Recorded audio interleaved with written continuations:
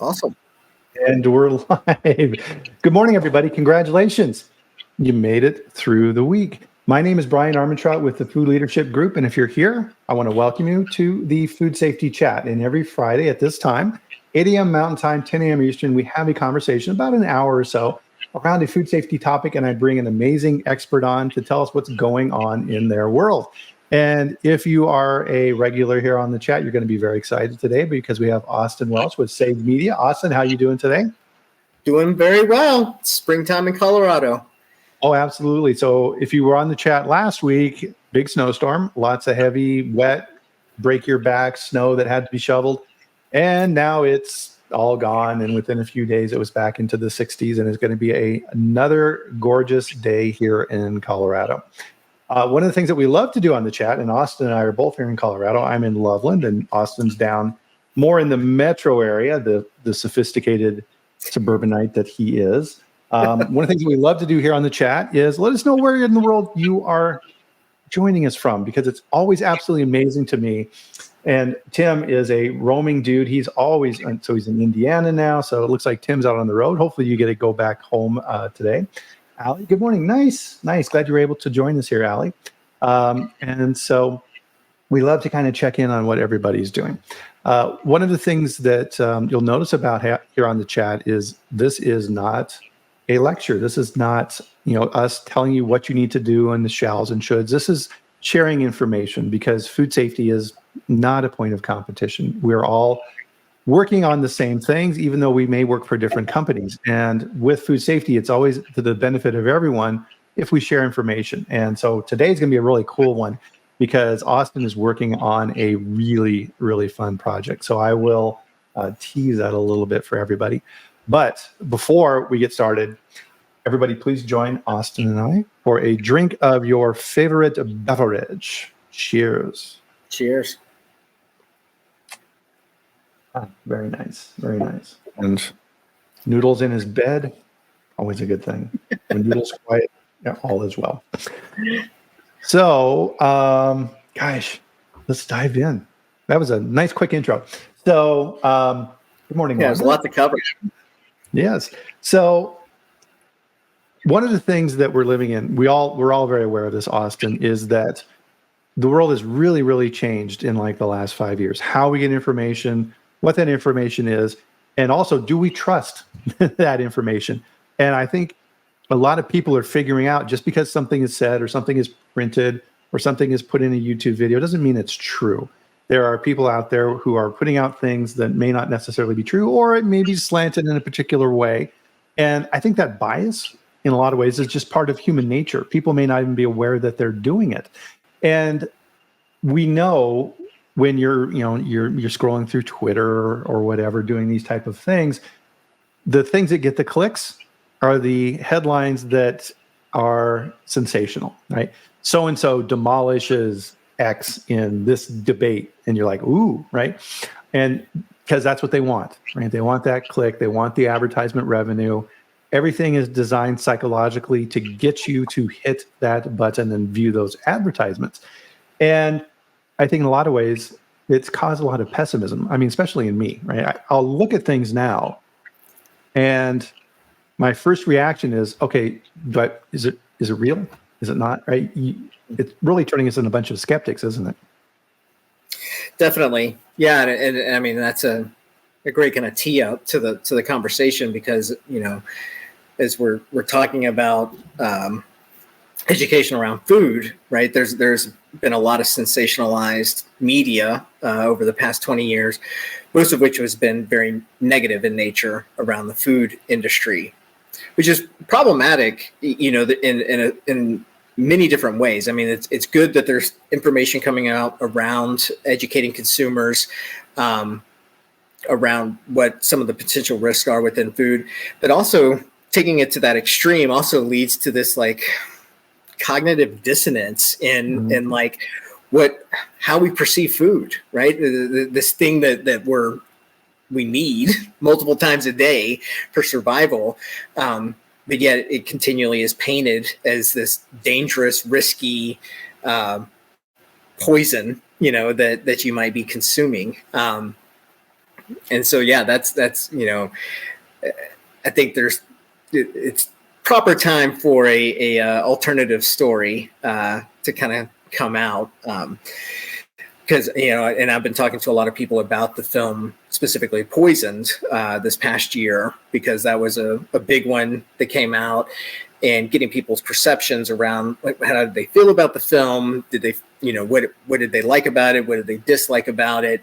And, I went and Googled, I just typed in food safety documentaries the other day and read what's called the log line for each of the films that automatically populated when I did that. So I'll read these off real quick because there's a common theme here. Poisoned summary, everything you need to know. The documentary unwraps the stomach churning flaws in America's food industry. Food Inc., which came out a few years ago, an unflattering look inside America's corporate-controlled food industry. And then The Trouble with Chicken is another one that popped up.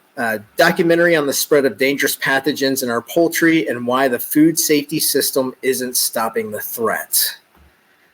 Dum, dum, dum. So when I look up food safety documentary, everything is talking about how unsafe our food is.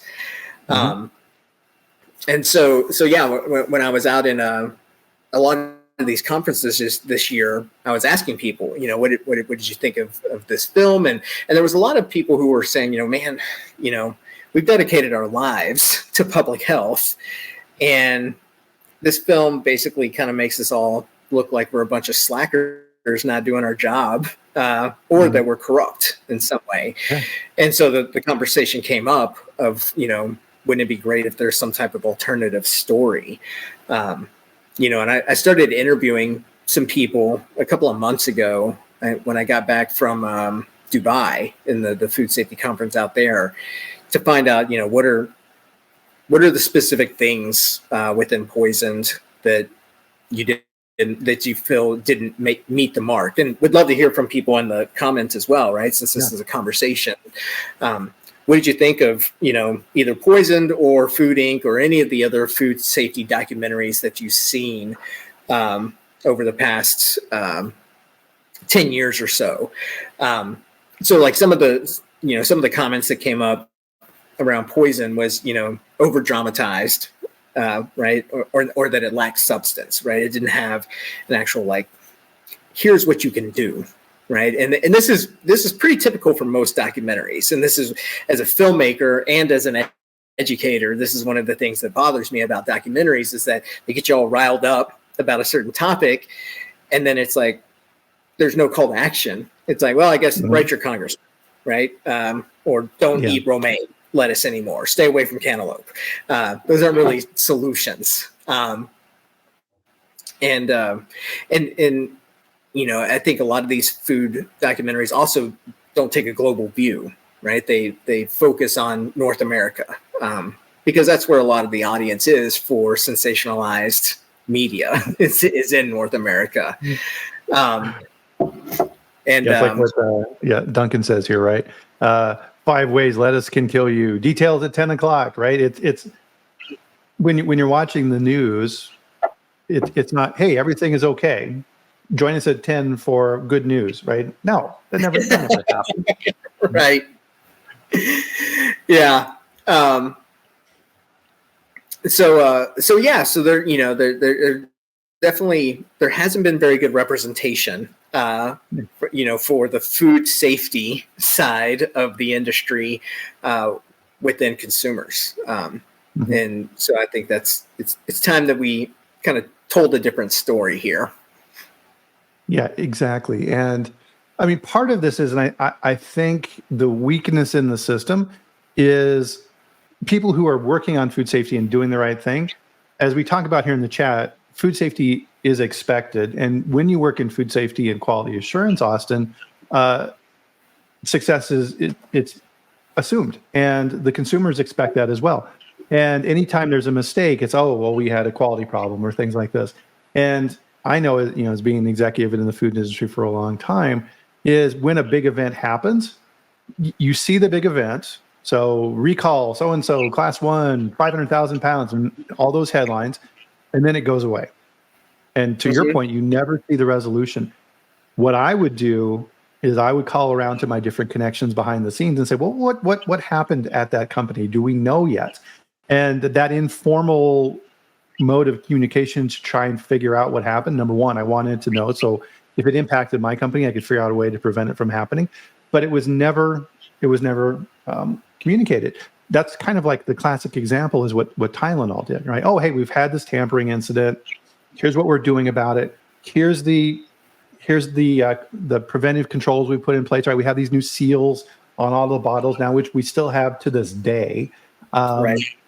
And we're sorry that this happened. Those type of issues where the company comes out and talks about and is transparent and then institutes those corrective actions. To your point, 100%, right? Their companies are just like, oh, please go away, right? We just want to get rid of this as quickly as possible. Mm-hmm. So I mean, so it's kind of like tee up the project that I'm working on. Brian, if you want to tee up the that video that I sent over, and we'll kind of talk about what this is and where we're going here. So basically, there was. Oh, go ahead. So long story short, I talked to a lot of people at these conferences. I reached out to a lot of my network over the past couple of months and said, what would you want to see as a alternative film to some of these ones that have really kind of just highlighted the food safety failures. And as we've started to map that out, have come up with this idea to do a 60-minute documentary that basically tells, here are the advancements that have been made over the past 20 years. Here's the people that are doing the work to keep us safe. These are the companies, these are the governments, the regulators. This is what happens behind the scenes to provide safe food, 99.9% of the time, right? The vast majority of what we eat is safe. So we kind of just showed this brief trailer, kind of explain a little bit more about that. Nice. Well, and like you had said earlier, this is telling the other side of the story, isn't it? Yeah, exactly. Telling our story. Exactly. So let me click on play here, guys. We tested this earlier, so this should work. If you can't hear the sound, let us know in the comments. Recently, the food industry has been the target of movies that paint a harrowing picture of food safety. It's time to reclaim the narrative. Sage Media is producing a 60-minute documentary to highlight food safety innovations and celebrate the companies and people who keep us safe. Made for a food safety audience, our film provides tools and resources to solve real-world problems, demonstrating the roles each industry and department plays in every facet of food safety. But we need your help. We are looking for financial sponsors and companies willing to share stories and best practices that will inspire other food professionals and show the breadth and complexity of food production. Schedule a call today to learn more about sponsorship levels and how you can participate in leaving a lasting legacy for the food industry. Recently, the food industry has been Little extra there. Well, Noodle definitely had an opinion on it, didn't he? Yeah. You're looking. Noodle dog. So that's kind of the brief overview of what we're looking to do. And the working title we're looking at right now is Nourished. So it's kind of the flip side of Poison. Mm-hmm. And then creating a story. Really, as we look at what do we want to do different. If we had the chance to create this story in the way that we want, what would we do? And I think the first thing is that I want to tell a global story, right? Our food supply is not local, regional, or sometimes even from the same country that we reside in. And like I said, a lot of these previous films have really focused on North America specifically. So I want to create a global story that talks about not only where is food produced, but how does it get to us, right? And how is it, transported? How is it distributed? How is it stored? And the different technologies that are used to protect that throughout that entire supply chain. You can pull up that other slide there, Brian. Yeah. So just go down here. No, just those slides that I sent over to you. Okay. Gotcha. There we go. So yeah, so in creating this type of story, we want to cover a large portion of the food supply chain. So if we're looking at a 60-minute film, we're looking at breaking it up into like 5 chapters or 5 modules. And the reason I'm referring to it as modules is because at Sage Media, we don't only just produce films, but we create learning curriculum. And so much of what we do is really around food safety culture. How do we drive critical thinking? How do we engage people in goal setting around food safety? And so that's one of my big things as well is not only creating a film, but creating a curriculum that goes along with it. So within this food continuum, if we say, okay, we're going to do a 60-minute film, right? I want to break it up into 5 modules. And each module will cover a different aspect of the kind of the supply chain. So we'll start with agriculture, move into manufacturing, and then transportation / distribution, retail or grocery, and then finally into food service. And be able to showcase, here are the potential risks that we face within each of these sectors, and then here are the people and the organizations and the technologies that are utilized, or the processes that protect us, and show that in a way so that people can start to connect the dots and see, okay, I can see how this company's HACCP program protects them in this certain way. Maybe there's something we can learn from that and pull into our own program, or here's their GMPs and how we can do that. Obviously GFSI, there's a lot of, different ways that you can go about implementing, the GFSI benchmark. So this also ties into that industry collaboration, right? So we talk about food safety is not a point of competition. And so how do we create that collaboration? And this to me seems like a great way to kind of start to create that collaboration within a media tool. Right. No, and I think that's a really good point. And part of this is, if you're a manufacturer and you're looking at module 2, you kind of control that. Module 1, you're taking a look at that, but you really don't control it. And part of this is, let's say that you're making a deli loaf or something like this that's going to a retailer. And at retail, you have a meat slicer and the 18-year-old kid who's working in the deli doesn't do a very good job cleaning and avoiding cross-contamination and things like this, and a recall happens. And that gets blamed on the manufacturer, who had absolutely nothing to do with that. And I think part of this, looking at this holistically, and Cortland's talking about this as well, with what he's working on for FDA's approach relative to this. Definitely, Cortland, I reach out to Austin after this and talk with him and try and align around those activities. But when I look at this as well, too, Austin, this reminds me of what FDA has been doing relative to enhanced traceability, and saying, listen, industry, for recalls and things like this, it starts at modules 4 and 5 and goes backwards to this system. And what you're doing is designed for only one forward and one back for traceability. You need to expand your viewpoint. And there's been a lot of activity around that. And FDA created a document around this and said, okay, well, this is going to be for these type of high-risk foods, and then we'll look at the other manufacturers and things like this a little farther down the line. And FDA's expanded their knowledge around this. And what happened in this space is already starting, and my prediction on this is what this would happen, and Frank Downey's posted about this. This Kroger put out a notification and said, everybody needs to comply with this. We're not going to create different systems. So this is all growing organically relative to creating this holistic approach. And that's why I like this so much. Awesome. Thanks.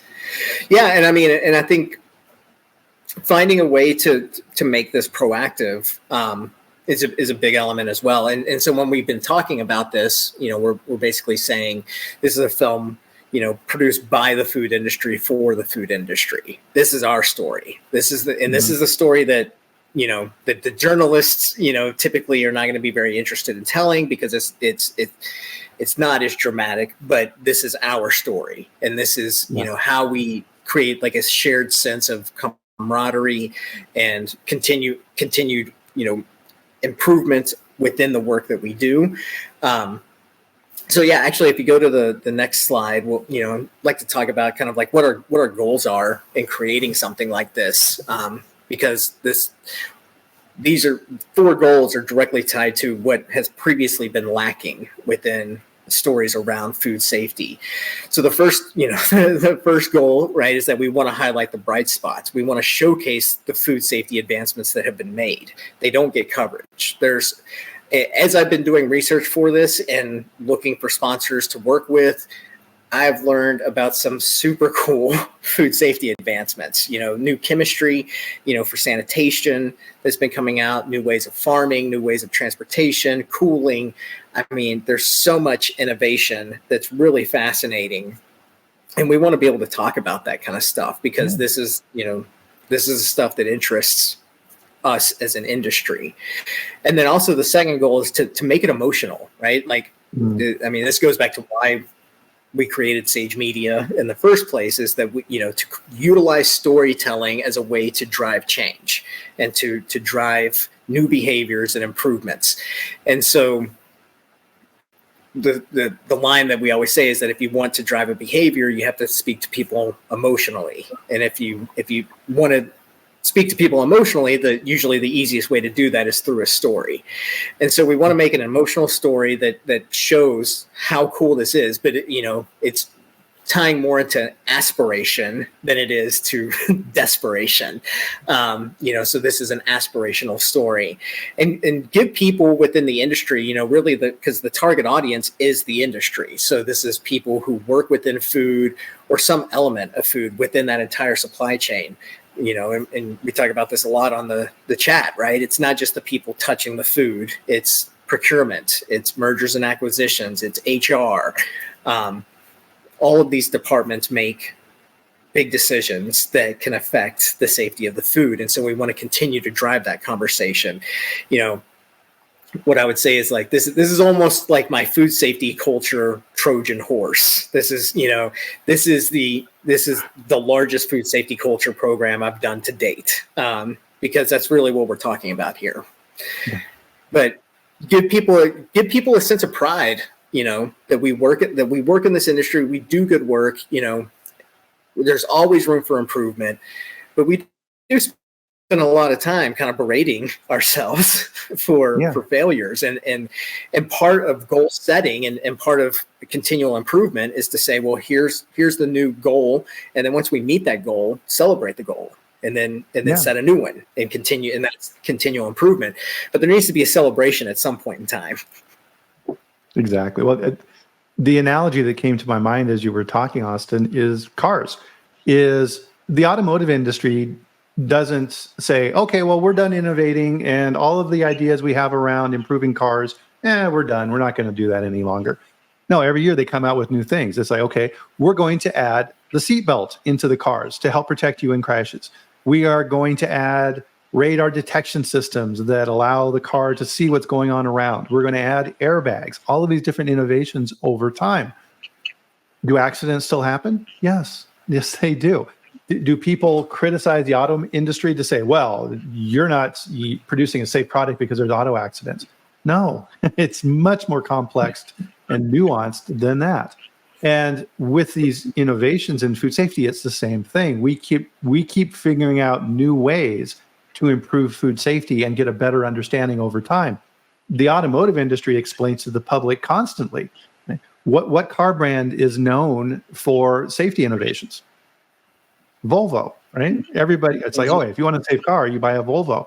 Volvo had an aggressive marketing campaign on their cars highlighting the safety of their cars.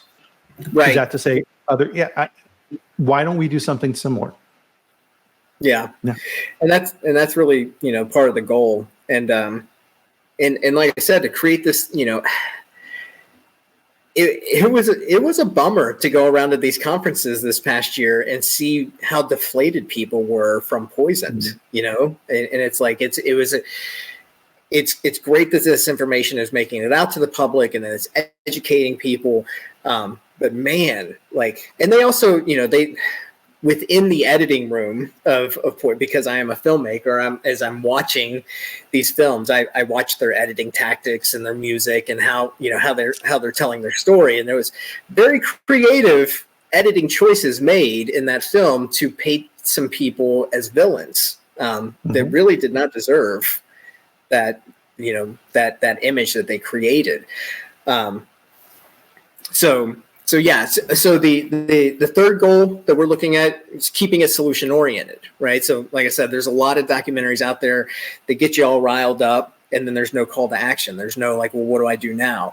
And that's because the people telling the stories, they're just storytellers. They're not educators. And so we want to keep this solution oriented and empower audiences by involving them directly in food safety through this continual education program. So it's like, okay, we're going to watch this module or this chapter in the film, and then let's talk about how does that apply to us, even though we might not work in agriculture, right? Module 1 is agriculture. Well, we work in the grocery sector. Well, how does some of what we learn from there translate into what we do? And that's critical thinking. And that's one of the biggest skill sets that we're constantly working on, is how do we develop critical thinking, get people to stop thinking just in their silo and say, okay, what are other people doing to solve problems? And then how can that translate into us continually improving in our own world?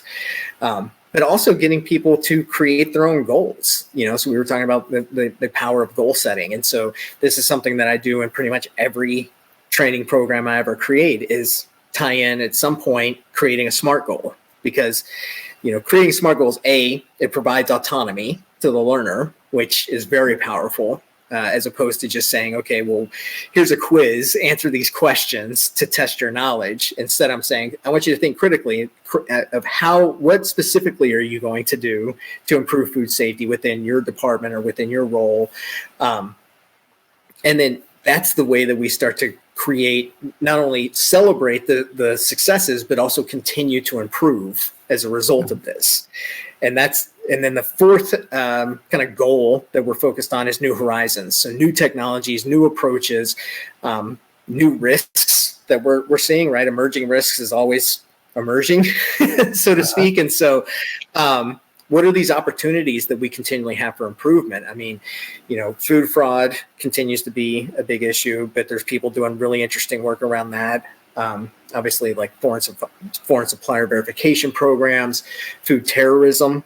I had a conversation last week with a woman who works within IT security, and I mean, she just exposed this entire world of here's what can go wrong if someone hacks into the system, and just how much of our infrastructure is connected, and how much havoc can be wreaked. And so, so also acknowledging here are the new issues that we're going to be confronted with, and what are we going to be able to do to work on that? I mean, even with as we look at climate change, that was a big topic within the Dubai food safety conference. Is like, as we start to see climate change, what are the technologies or the approaches to farming that we're starting to see happen to offset that? I mean, and there's new risks, even new biological risks that are coming up as a result of that, shorter rain seasons or longer rain seasons and all these different things. So, so talking about these new horizons that really will provide the opportunity for us to continue to drive the industry. Yeah, well, I think Wanda brought up a good example here in the comments, which was cinnamon. So this has been a huge issue in the food industry right now, where there was high levels of high levels of lead in cinnamon that was used in food for young children, right? Oh boy, you talk about ticking off the boxes here, right? An emotional issue that the public has latched onto. It's something that the media can push because it's going to drive clicks. And FDA, to Cortland's point here as well, with their no margin for error policy that they're working towards. So FDA was very proactive on this. Number one, they got hit pretty hard with the infant formula issue. So like, okay, we're going to get ahead of this whole cinnamon issue. Went out, proactively tested products in the marketplace, found lead in other products, and told these companies to recall. So staying ahead of those new horizons. Now, part of that, from that emotional standpoint, Austin, I think is very important, because if you're a young mother with young children and you just see the headline of cinnamon is bad, now from, in your mind, everything that contains cinnamon, gone, right? Apple pie flavored ice cream. Am I going to buy that for my children? No, that's bad. It has cinnamon in it. That person doesn't necessarily know why they linked that up in their mind, but it doesn't matter at your location if you're using cinnamon in your products, how robust your systems are as an individual company. You can't go out in the marketplace and say, okay, well, our cinnamon is okay in our products because of all these different programs. That's not going to resonate with the consumer. Mm-mm. And that's the biggest thing, right? I mean, a recall on one product is it's brand agnostic, right? Like a recall on cantaloupe is a recall on cantaloupe. It doesn't matter who what your label is, right? I go to the grocery store, I buy cantaloupe. I have no brand. What's the word I'm looking for? Like allegiance, right? Yeah. I buy romaine lettuce. I don't know. Yeah. So now I just know, okay, romaine's out of the diet for right now. I'm going over to, iceberg and and bib. So that's, one of the things as well within this kind of story is that, as we talk about this, across the entire industry, like we all rely upon each other. And so when I talk about this kind of food safety continuum, I compare it to this relay race, right? And that each, when you look at a relay race, every runner has a specific role, right? Like your starter is not the same as your closer within a relay race. They all have specific goals, but each one of them has to be able to hand off perfectly each time to be able to achieve success at the end of the race. Mm-hmm. And that's really what we look at within the food safety continuum, is that every person has to do their job perfectly. Transportation fails at some point and the food spoils. Well, that's going to affect multiple different aspects and multiple different brands and industries. So we all rely upon each other. And that's one of the other things that I think is really interesting about the story, is because a lot of times when I'm working with companies on food safety culture, we're looking at how do we break down silos within the organization, right? Because these organizations become very siloed and then information doesn't flow in between. We don't have these conversations about how we work cohesively as a, kind of gestalt program where everything leans on each other. So that's one of the other things, is to be able to show food safety from as many different perspectives as possible. To, once again, like I said, drive that critical thinking where we go, oh, okay, I see what's going on over here. How do we start to incorporate some of that within our own department?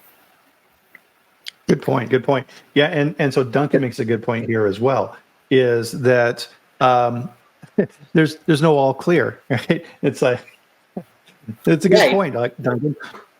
There's no announcement of, okay, guys, cinnamon issue's been taken care of. We're good. You can go back. No, it just is out there in the collective consciousness of all these people who have received this message, and it's viewed holistically. And to your point, that's what I really like about this approach, and Tim is echoing this as well, is looking at this holistically and explaining our story. It's great. Thank you. So if you want to pull up the next slide.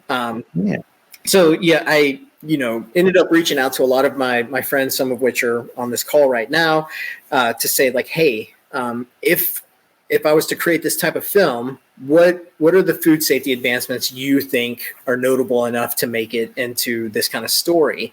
And so here is kind of the list of the topics that came up the most often, right? We had a much longer list and we kind of boiled it down to this. And so these are some of the topics we're looking to potentially cover within the film. Would love to ask listeners right now, Is there anything on here you disagree with? Anything that you're like, yep, definitely need to cover that, or anything that you feel is lacking? Because we're continually taking feedback from industry to find out what do you want to know? What areas would you like to learn more about? What do you think is worth talking about? What are your thoughts on the list there, Brian? Yeah, no, great list. I mean, definitely, I was looking for foreign supplier verification. Right, that's a big one. Mm-hmm. Because, to your point earlier, Austin, we're bringing in food from all over the world, and what do we really know about these suppliers? And a lot of times, these companies are moving through brokers and distributors coming into the United States, who are simply representing the company from a business standpoint. They may not even necessarily understand what's being done at that location for food safety, and switching those up. Very important to understand that. Industry collaboration, whole genome sequencing. Oh my goodness, that's huge. Sanitation, the continual improvement in these areas and what we're doing now versus what we did, 10 years ago, even 5 years ago, as we kind of opened up this chat. This is a good list, but definitely, guys, throw in here any other additional comments that you may have relative to this. I think, it's not necessarily needed for this list, but, sharing best practices is something that I think we're getting better at. Yeah. And I think, like you said, like foreign supplier verification programs, I could see that being its own short story because it's so involved. And that's one of the things we're looking at, is that based on the success of this project and how well received it is, then we might continue to create content like this, but in shorter form that drills down into more specific topics, and continue to produce this content for the industry that showcases, here's the different advancements that are being made, and then here's how different companies are implementing this stuff to be kind of like the thought leader within that particular topic. Yep, definitely. No, that's a good list. Looking at Duncan's comment here. So I think he said, I think data-driven decision-making is overrated because all data comes from the same place, the past. In a lot of cases, I think managers hide data to avoid accountability for their own managerial decisions. So sometimes, yeah, I think a good example of what Duncan's saying there is, let's say, for example, you have an environmental monitoring program and you keep sampling the same 10 locations that you've always sampled, and the results come back negative, and you're like, oh, my job's done. And you're not looking at the new equipment that was recently installed. You're not looking at new foot traffic patterns. You're not aggressively going out to improve that data set. Data can always fool you. What's that? There's statistics, and you can make statistics say anything that you want. So are you really using that data to drive improvement? Lies, damn lies, and statistics. Exactly. Yeah, Megan has a good comment here as well. Food protection mindset, food safety, food defense, food fraud, to protect the supply chain. Good example. That's a great comment, Megan. Right now, we're in an inflationary process, which means all of our, we buy our groceries and we see the bills. Food companies are scrambling to keep costs as low as they can. That has ramifications on what we do in food safety. So if the procurement group is actively going out and looking for new suppliers, that's risky in some situations, because are these people really there to provide safe ingredients for your process, or are they there to make a quick buck? You have to be very careful. But if you're under a ton of pressure to approve that new supplier, that can create a conflict of interest. Yeah. I mean, there's so much to cover. I mean, and even with data, I think over the past, we'll say 10 to 15 years, there was this big push for big data, right? Data, all the data. And so people gathered the data, and then the question was like, well, what do I do with it now? Right? I've got terabytes of data, but I don't know what to do. And so there's interesting stuff coming out with AI, right, to analyze those massive data sets, which I think is really interesting, because then you can start to identify those trends that maybe you weren't able to see before, because the AI knows how to identify that stuff and filter through just this ridiculous amount of data. Well, and too, right, to Duncan's point as well, it's that old saying, correlation does not equal causation. We see these things on the internet, right? So, for example, you see these ones. Is this finger shorter than this finger? If so, that means you have a higher risk of heart attack. Just because that data set for a higher risk of heart attack coincidentally correlates with your finger length doesn't mean that you're going to get a heart attack because your fingers are different lengths, right? No, it's not true, right? And people read that and go, "Oh, yeah, right, okay, well, correlation." So we'll move on to the next slide there. So those are all the food safety advancements, and then these are the opportunities for improvement that we're looking to hopefully kind of start to build upon as a result of the curriculum, as a result of people viewing the film. Like I said, the number one issue that comes up in conversations with people is critical thinking. Every company wants to continually develop the ability to think critically because we live in such a complex world, and the majority of the time, for the issues that come up on a day-to-day basis, we don't have time to create a new training program to cover this new issue because we've never seen this issue before. And so it's like we need people to be able to think 2 or 3 steps ahead and say, okay, well, what are the repercussions that could happen as a result of me making this particular decision? From the frontline standpoint, right? Consistent adherence to GMPs. This is, it's such a basic thing, and it's so prevalent that people don't adhere to the GMPs. So that's one of the things that I'm hoping to tackle in this as well, is how can we take this story and how can we take the education aspect and hopefully increase the adherence of GMPs. I talked about siloed departmental communication earlier. How do we start to break down those silos? That's an element that we want to focus on. And then the fourth one, this was a really interesting topic, and I see a really cool opportunity here with lack of new talent in the industry. Everybody is struggling either with recruitment or retention within the industry. And I think a lot of people, as they're coming out of college or even out of high school, when you think about a job in food, right, it might be being a server, or they think of like, Gordon Ramsay or, something like that, or like celebrity chef. But to be able to show like this is such a massive industry. I mean, the food employees, I think it's like roughly 30% of the population globally is somehow tied into the food supply chain, right? So I mean, it's a massive employer. So to be able to say, okay, maybe driving a truck would be of more interest, or working on HVAC systems, or being an HR within a manufacturing facility, or so to show the breadth of different job opportunities that are out there. So I'm almost seeing this as the opportunity to be like a recruitment film, to be able to show and take out there and say, here are the different jobs that are available, and how really fascinating this industry is. A big opportunity for improvement as well that came up in these conversations was lack of structurally sound learning development, right? And I'm sure this came up because I work in learning design, and people are like, can you help us with, in creating better training initiatives as a result of this? So that's one of the big things that we're trying to figure out as well. And then, like you were talking about earlier, right? Adulteration and food fraud. Within the spice industry, obviously, this is a really big one. And then emerging risks, listeria control, right? Listeria continually pops up as an opportunity for improvement. Hygienic design and perceived costs, right? And so looking, what I would love to do is to show both, here's a greenfield project and all the cool new stuff that can go into it, but also here's how we can retrofit existing facilities to bring them up to speed.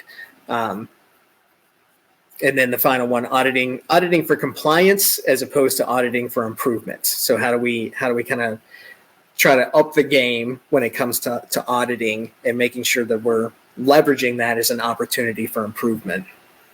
Right. Wow, there is a ton packed into this slide. I've got lots of comments. So, I mean, yeah, critical thinking. One of the things that I would always beat into my quality managers' heads is your job is not to be out on the floor fixing problems.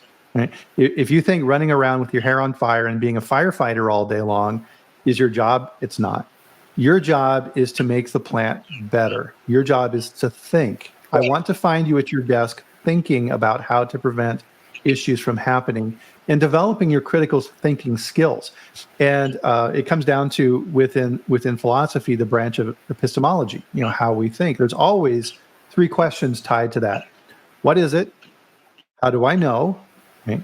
And the third one, what you're talking about, what do I do about it? Right? Because knowledge without action is, if you sit in your office all day long as a quality person, looking up and Googling all the cool things that are being done with AI, and you're not actually executing anything against that, you're wasting time. You have to execute. Mm-hmm. Looking at this list, auditing for compliance versus improvement. Yeah, we always complain in the food industry, Austin, about, FDA is just checking the box and they're just going on a list. Well, if we're doing that too, we're just as guilty. True. So yeah, and so we'd love to also hear from some of y'all out there on what are some other like big opportunities for improvement that we might be able to include either within the story or within the education aspect of this initiative.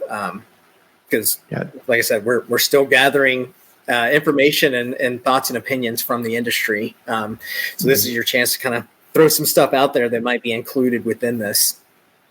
Yeah, Duncan's making some really good comments here. So relative to what you had commented on, Austin, relative to recruitment, you don't go to college in most instances to major in what we do. You kind of fall into it. It's like, and you don't hear little kids saying, what do you want to be, Johnny? Oh, I want to be an astronaut. I want to be a firefighter. I want to be a policeman. I want to be a food safety professional. No, it doesn't come up. So we're at a disadvantage. We have to be actively speaking and getting our message out there and showing how important this career path is. We all eat. Food is not going away, right? This is a good industry to work in. Mm-hmm. Great comments, Austin. Yeah. Very good comments. Yeah, excellent. And then I'm sorry, go ahead. So yeah, so that's the did I lose you there? Oh, I'm here. So yeah, so that's that's the long and the short of the project, and then yeah. So as of right now, kind of we're in the fundraising phase of everything, because it is a pretty ambitious project. I don't know of anything that's ever been attempted like this within the food industry, to bring multiple companies and organizations together all to the same table to be able to share a story. Because as we bring in more sponsors, each sponsor is going to have a different contributing aspect to talk about within the film. So we'll be kind of sculpting it as we, so quote unquote, building the plane as we fly it, type of thing. Exactly. But yeah, so what we're looking, we're looking at probably raising about 1.2 million to be able to produce this entire thing.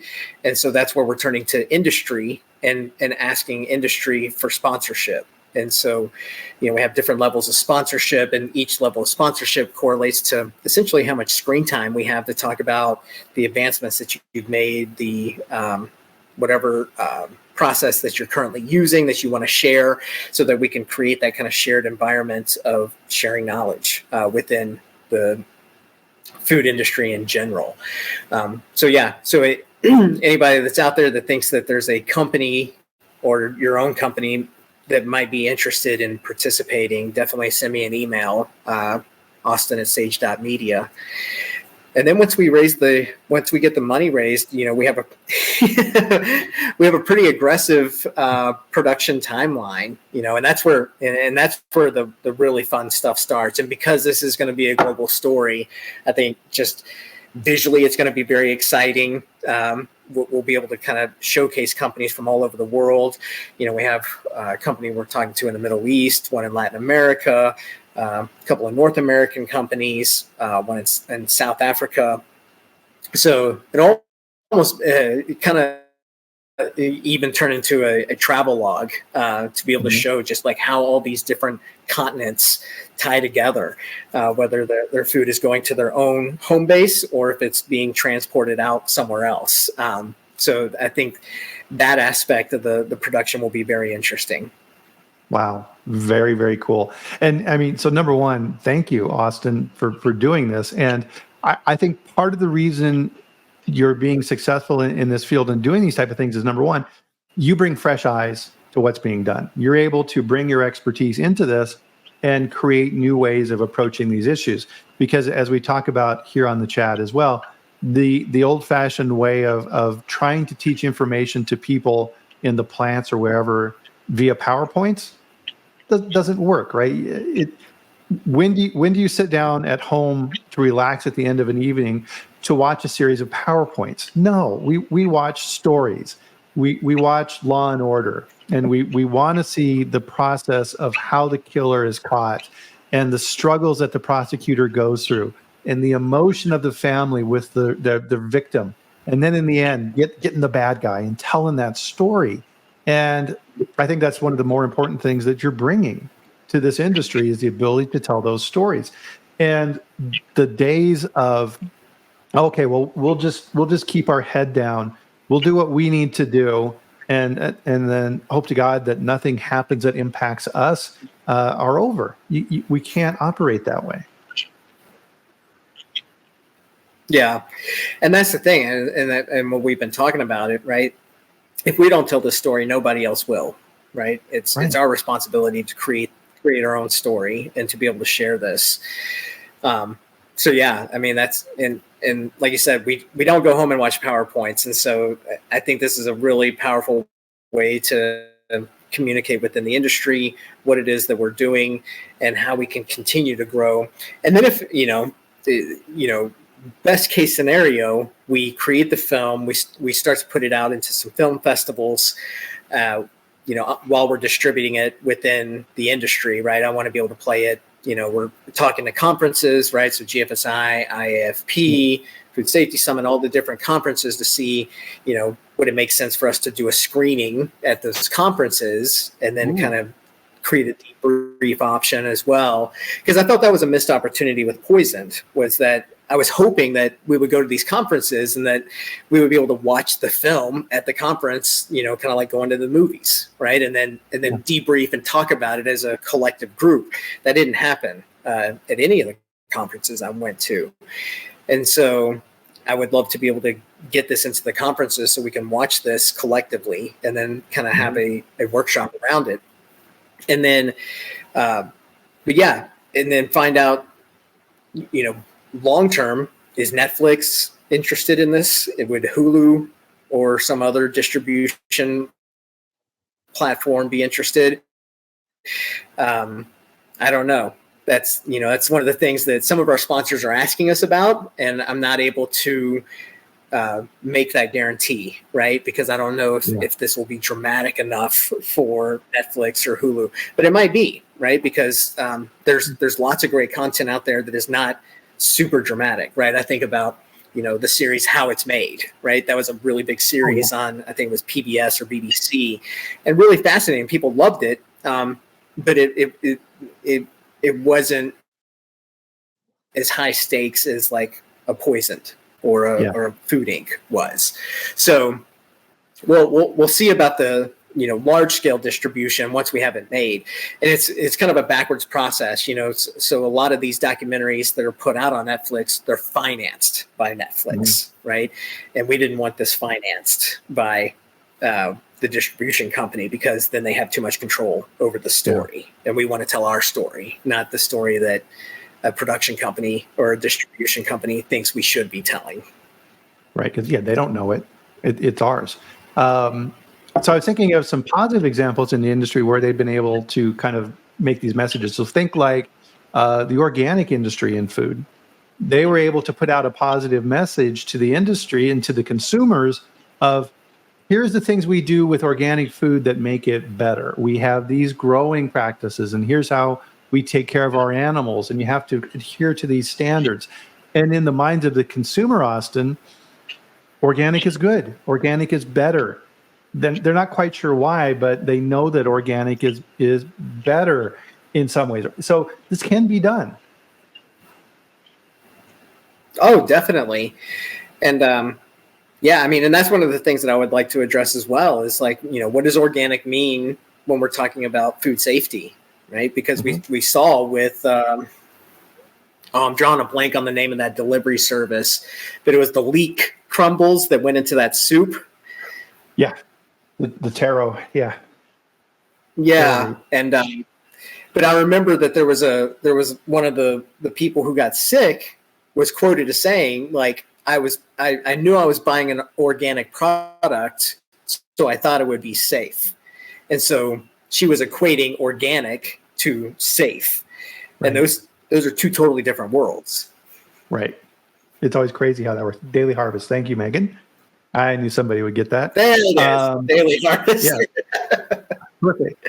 So in keeping with, as we kind of close out our chat here for today, one of those key points, Austin, that you made is call to action, right? You need to take action to make things happen. So reaching out to you at austin@sage.media is a great way to get that process started. You may not be the right person in your company, but you are the right person to make introductions. And within that, and in the food industry, we're all very, very connected. Once you're at a certain level in the food industry within a particular sector, you pretty much know all the other leadership at the other companies in that space. And when you go to a conference, it's not 6 degrees Kevin Bacon of separation thing. It's usually 1 degree of separation. When you talk with a new person at a conference that you meet, very quickly you will find that you have a common person that you both know very, very quickly. We're a very small community, and we need to support each other. And this, I think, is an extremely important way to do that. And I want to see this get made. This is really important to do. And thank you, Austin, for stepping up. Definitely. Yeah, it's a bit ambitious, but I figure we go big or go home, right? So, yeah. So anybody out there, I mean, we're even talking to small, independent consultants because, the independent consultant probably doesn't have the money to sponsor this, but they have clients that have great case studies, so, I have a call later today with a farm that has been doing some really cool stuff and updating their IT infrastructure. And so that lead came from an independent contractor that specializes in IT. So yeah, we're really looking for just introductions wherever we can find them, so that we can bring in as many interested. Amazing. Awesome. So that's a perfect way to close our chat for today. If the comments and the interaction we got here in our chat today, Austin, are any indicator, we're getting lots of interest around that. And so thank you, everybody. Amazing comments. And so, of course, Duncan, like normal, is on fire. Appreciate the comments, Duncan. Megan, thank you, everybody, for joining for today. Fantastic chat. Thank you as well, Austin, for everything that you do. So with that, guys, we'll bring our chat to a close here for this week. Think about this offline. Think about what it is that you can do to help move this forward. It's that important. And join us next week for the next food safety chat at the same time. Join us at 8 a.m. Mountain Time, 10 a.m. Eastern. And again, we live stream on YouTube, LinkedIn, and Twitter. So choose your favorite media for that. And we'll join you next week. So in the meantime, have a great weekend. Enjoy yourself. And take care of food next week, again, just like you always do. And have a great one. Thanks, Austin. And thank you, everybody. We'll see you next week. Thanks, everybody.